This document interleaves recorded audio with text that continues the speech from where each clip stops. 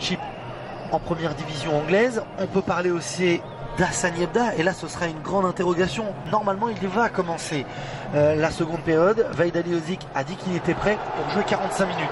On termine cette occasion avec Djaboul derrière la jambe, le râteau, le passement de jambe, Djaboul au centre, Pantilimon, le ballon relâché, et la voilà l'ouverture du score, le temps fort de l'Algérie et le premier but en sélection de Bentaleb. L'Algérie mène 1-0, l'Algérie a du mal derrière, mais l'Algérie est irrésistible devant. Ah, c'est magnifique. Ce que fait Djaboul là, c'est... on en demande tous les jours ça. On voit encore des joueurs capables de nous faire des feintes de frappe, ballon dans le dos, râteau et remettre derrière. C'est des grands. C'est un très bon joueur. De toute façon, je pense que c'est une des révélations. Et on va s'en régaler à nouveau. Ah, voilà.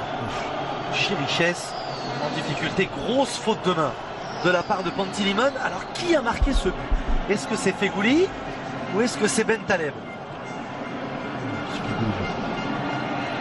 Bentaleb l'a célébré comme s'il l'avait marqué.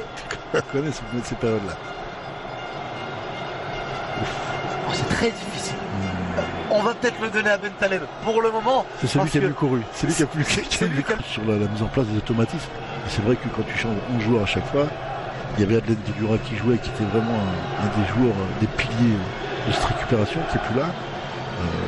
Attention, le ballon en profondeur, pas de position de hors-jeu, la grosse occasion pour les Roumains, balle d'égalisation. Est-ce que ça va être sauvé sur la ligne? Non. La voilà, l'égalisation roumaine. La défense algérienne n'est pas assez rigoureuse. La défense algérienne a été punie. C'est Chipchiou qui vient marquer le but du 1 partout. Et Nasser, c'est logique. C'est tout à fait ce que je disais depuis le départ. Ça passe de l'axe, les finitions passent par l'axe. Là, ça passait sur le côté gauche, coup d'avant. Et là, ils se construisent dans l'axe, ils cherchent les profondeurs.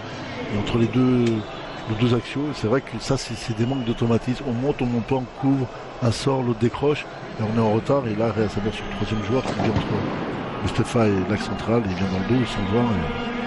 Et là, ça pardonne pas. Hein. Ça ne pardonne pas du tout.